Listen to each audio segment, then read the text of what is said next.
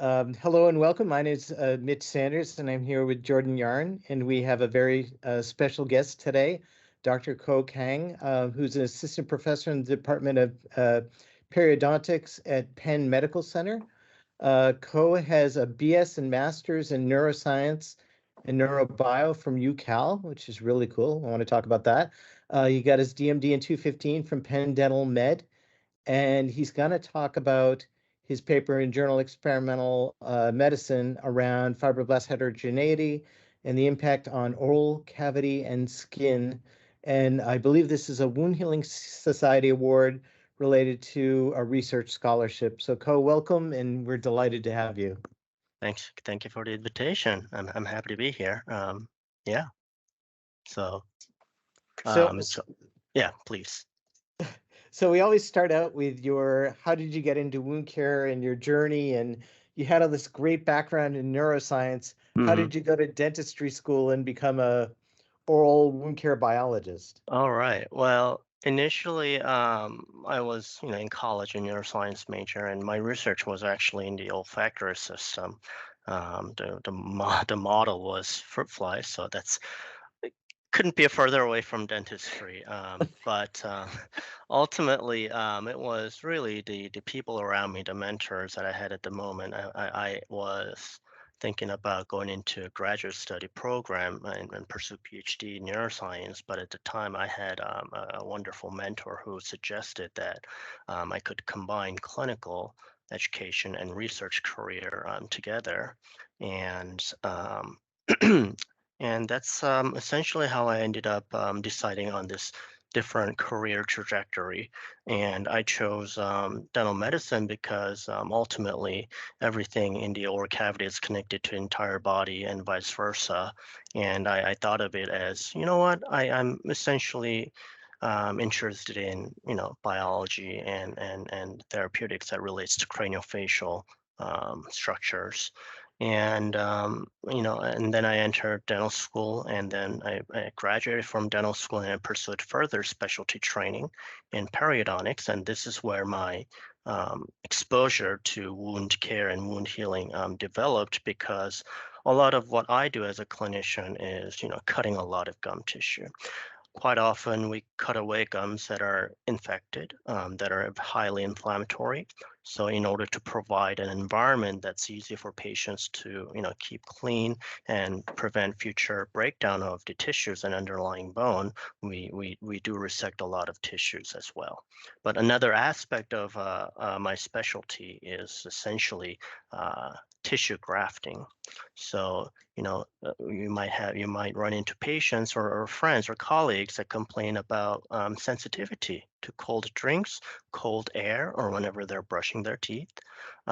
This sometimes is accompanied with visible recession on the tooth root surface, in which case we basically take your tissues from the palate, and then we graft it on top of those recessed areas, and it heals wonderfully. It covers the exposed tooth root surfaces, and it essentially addresses the patient discomfort. But when you look at these areas of donor site and recipient site, again, after 4, 6, 8 weeks, it looks like as if nothing's happened there before, which contrasts what it looks like on the skin surface, because I have all these scars that remind me of how stupid I was when I was a child. So in the oral cavity, you bite your cheek, your tongue, you're eating pizza, you get pizza burns. Our oral cavity is now riddled with scars over a lifetime.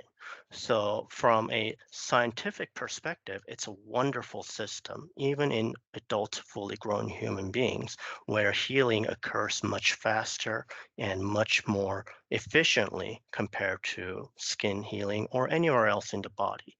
So, accompanying that clinical expertise, and eventually I did graduate studies in wound healing studies, originally in hard tissue healing such as fracture healing, but I sort of transitioned over to examining how oral wounds heal much more efficiently than any other part of the body, which essentially led me to this area of wound care study and research topics.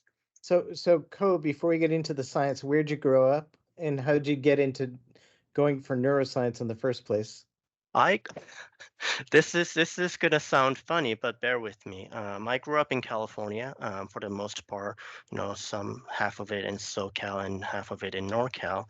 But when I was applying to college, and I didn't know this until later, turns out but neither one of my parents applied to college or was in a university system. So when I was applying for college education and picking majors, I wasn't really sure what I was doing. At the time, I was taking physics class, and I liked physics. And all other schools that I applied to, I chose the major physics. When I applied to University of California, San Diego, I could not find physics major. The next closest major that I could find was physiology/neuroscience. That's Great. how I picked it. That's how I ended up there. That's where I got exposed to human biology and physiology, and everything just happened so serendipitously. There was no planning whatsoever in the very beginning of my education, but here I am. Here I Uh, am. So nothing was planned. That's a great story. when I went to undergrad at Boston University, I wanted to be an actor, a biologist, and a marine biologist. And the problem was molecular biology was Kenmore Square, marine biology was down in Woods Hole, and acting was in West Campus. And I Oh, realized that I had to pick a major, even though I wasn't decided really. I knew it was right. bio something. I couldn't do acting because it was too far away, and I couldn't do marine biology because I couldn't do all my biochemistry and molecular. So I had to choose really quickly. Jordan, how about you? What was your journey? Oh, everyone who's been in a class with pre-meds knows all pre-meds are very competitive. So I originally went to school because I wanted to go to medical school. And I was like, oh, I'm going to have to be super competitive and if I want to make it into medical school. So I joined a lab to get some research experience because I was like, oh, this will set me apart if I get a paper and this and that. And I did the first experiment that I did. I was like, well, this is an addictive feeling. And I just like, this is what I want to do. I switched tracks immediately to That's a cool. PhD and I've been here since.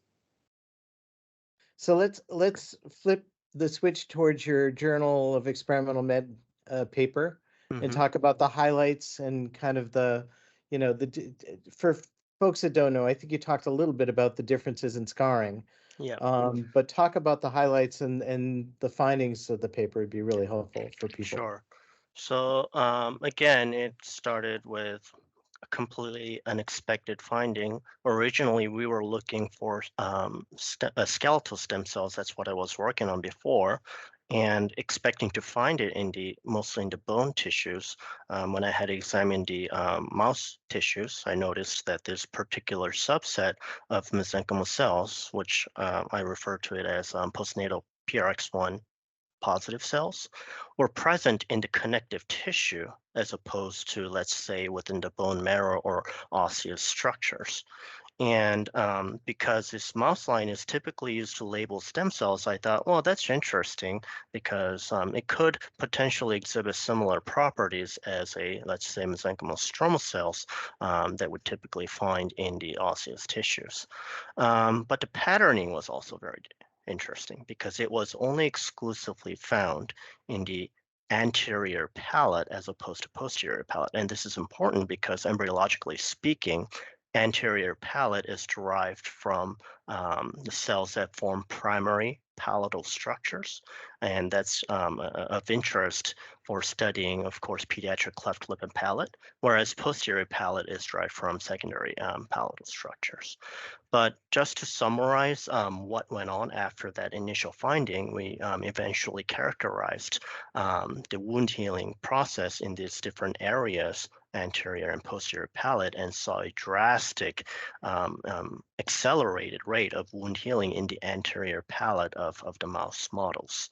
And then we combined a single-cell RNA sequencing and lineage tracing method to characterize the cells as cell population that have a progenitor characteristic functionally and at the transcriptomic level. And we performed a lot of validation experiments, rescue experiments, genetic ablation experiments to demonstrate that these cells are indeed responsible for accelerated healing in the oral cavity.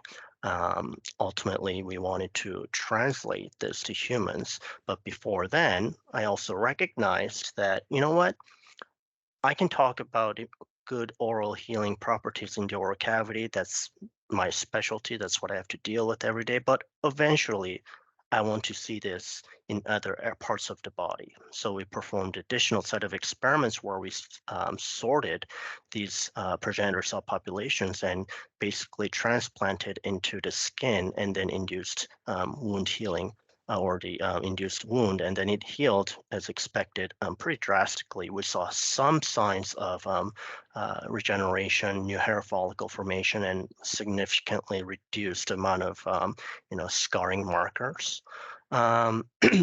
And accompanied with human single cell data that I had acquired from my own patients, we saw a pretty similar orthologous transcriptomic patterns between what we showed in mouse models and in human oral palatal tissues for this particular progenitor cell population.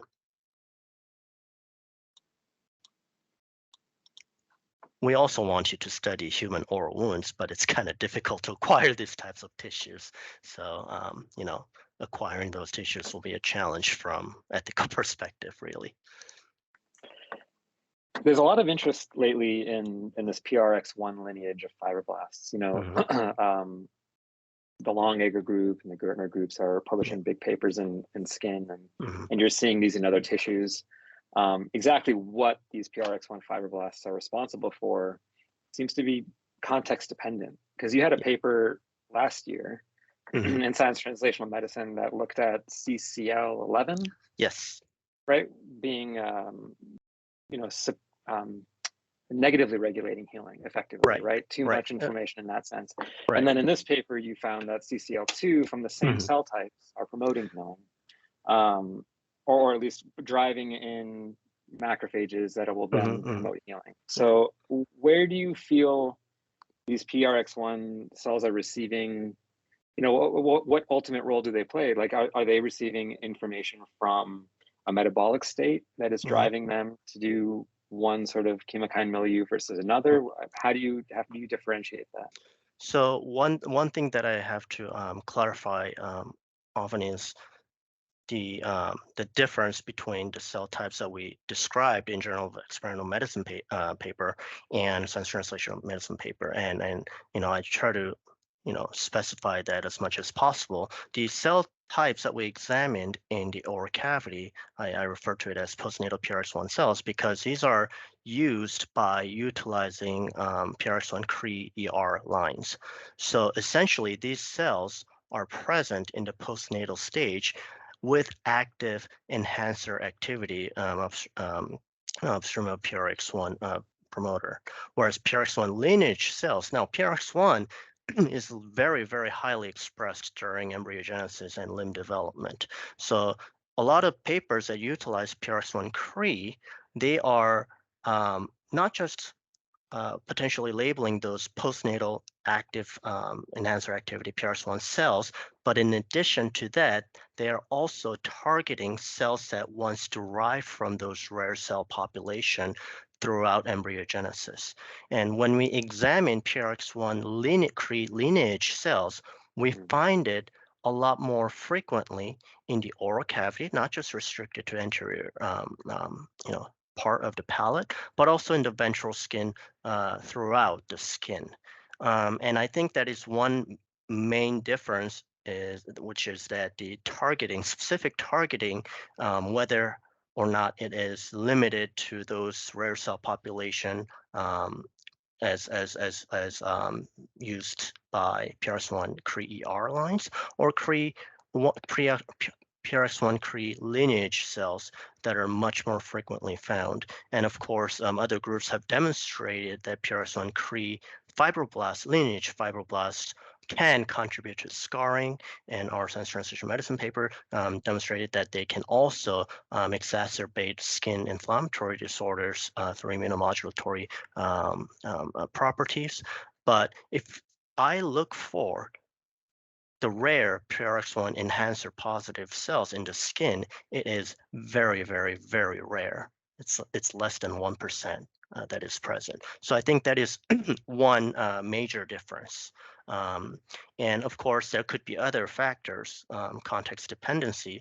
Skin is very different from the oral cavity. One major difference is that in the oral cavity, whenever we talk, we eat, there's that constant stimulation on top of the tissues. So it is possible that in the oral cavity, this fibroblast may exhibit some sort of long-term epigenetic changes that sort of allows them to mount more rapid response to wounding situations. Of course, that is also the case for keratinocytes, oral keratinocytes versus skin keratinocytes. So that is one context dependency that I can think of at this point.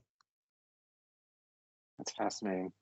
Is that like the Gertner model around tension versus compression of cells, and how that it's not just the environment and their lineage, but also their context of how the cells are responding to the mechanical stress? Yeah, that's essentially what I'm thinking of, because obviously now there's a lot of interest in how the external mechanical stimuli can really shape the cellular behavior and vice versa. So you mentioned that there's less than 1% of these PRX1 enhancer positive cells in the skin versus in the anterior palate. Is that, I mean, is that in your mind, is that the picture of what is a main driver of this rapid oral mucosa healing versus skin? Do you think, are you driving this home as like this, these are the cells that are driving it versus not? Because there's a lot of argument about, a moist environment creates better opportunities for reepithelialization and very, very high vasculature, giving a lot of, openness for immune cell infiltration and things like that. Whereas here it seems you're arguing more for a fibroblastic driven response. Is that a key here? And I mentioned obviously adoptive transfer. So those cells don't belong in the skin, but when you put them in the skin, they do the same thing. Absolutely. Right.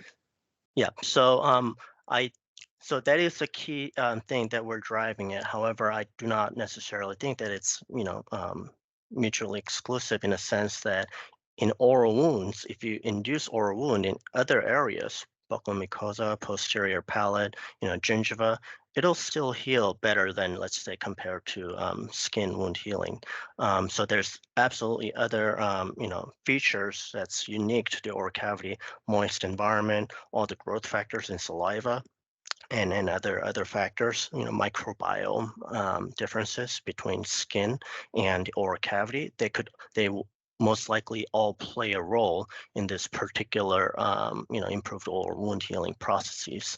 And, but the fact that, other studies have shown that fibroblasts that's taken from the skin, transplanted to the oral cavity, can drive a scar-like healing processes, clearly demonstrate that there is this intrinsic cellular component when it comes to how the wound ultimately heals. It's fascinating. Very interesting. So tell me about what's next on the horizon for your research, and where do you think you're going with the project? So, of course. So one obvious direction for us is obviously looking at the role of these fibroblasts in diseased conditions. One interest of mine is, again, because I'm a periodontist, I'm interested in looking at how these cells play a role in gum disease processes. But we're also interested in looking at, other cell types, other fibroblasts. We've only characterized, this particular set of fibroblasts, but, it's obvious from our sequencing data and from other studies that there are other subtypes of fibroblasts with differential, healing processes, whether or not they have shared immunomodulatory pathways or other mechanisms. So we're considering other fibroblast subsets and studying them and to see if they can also explain, again, why oral wounds other than, anterior palate can heal better than, let's say, skin wounds. Another aspect of our research that we're interested in is how to essentially promote skin healing to be similar to, how the oral wounds heal. One of the huge clinical challenge in craniofacial biology is basically reconstruction of your lost tissues. For example, those that undergo cancer therapy, those that undergo resection due to trauma or after cancer resection, they need their mandible and maxilla reconstructed. And for the most part, we have to graft the soft tissue part by taking skin from, let's say, thighs. But often that ends up in a nasty scar-like swollen tissues that quite often requires revision surgeries. And now I'm collaborating with oral surgeons about this, and that is a major clinical challenge. Even though the healing took place in the oral cavity, it is still healing like what it would heal like, let's say, on the skin surfaces. So what are some of the, let's say, soluble factors that we can consider that we can, eventually, hopefully commercialize in a cocktail form or release form in order to accelerate the healing processes of, let's say, tissues derived from skin or, vice versa. So ultimately, we want to learn and take all the information that we learn from the oral wounding process or wound healing processes and sort of translate that to other parts of the body, such as skin wound healing and or skin tissue grafting into the oral cavity. Do you already have biomarkers or targets that you're looking at that are interesting, or it's too early to tell? It is quite too early to tell. There has been some issues with with our core, so I'm still trying to make sure that the quality of our sequencing data is of high quality before jumping to any conclusions. We do a lot of work on dendritic cells and now neural progenitor cells, Mm-hmm. and it's just amazing to see how they change so profoundly during a disease state, Yep. and how also the going back to neurobiology, the cells that are kind of cross-talking across the blood-brain barrier tell the skin and the spleen and the blood what to do. Mm-hmm. And it's a really interesting dynamic interplay between these antigen presenting cells that really can up and down regulate these profound inflammatory phases. So Absolutely. That all goes back to this idea that everything in our body is connected. It's not just teeth, it's not just gums. It's all interrelated and it's all comorbidity. Yep. So I don't know, Co or Jordan, when is SAWC fall? It's coming up really fast. I'm not going. Oh, with an infant at home, I'll be on baby duty. How's baby duty having the new child it's at home? Wonderful. It feels like grad school with all the sleep deprivation. I am going to I'm hosting a conference in London, another advanced wound care meeting coming up I think it's end of November, must be right after Thanksgiving. And then we'll be at in Key West for the Innovations in Wound Healing meeting. That one's kind of my favorite. We got some new data. I hope to finish doing a poster and a paper before the November 1st deadline for the to submit something. So, but great work. We're really amazed at what you're doing, and we look forward to following your career. Well, thank you. Look forward to, I don't know if you'll probably be at SAWC Spring. That's usually the most popular. Florida, in Florida, right? Yeah. Orlando, yeah. Yep. Yeah. That'll be a fun meeting, and hopefully you find some really cool factors, and you want to license them to me or someone else that wants to bring them to market. Absolutely. Anyway, have a wonderful day, and thank you guys, and really glad to do this, and hope to have this video and plus 10 others up next week. So I'll let you know when it goes to press. All right. Sounds great. Thank you for having me. Take care, guys. All right. Take care. Bye-bye. See you. Bye. Bye.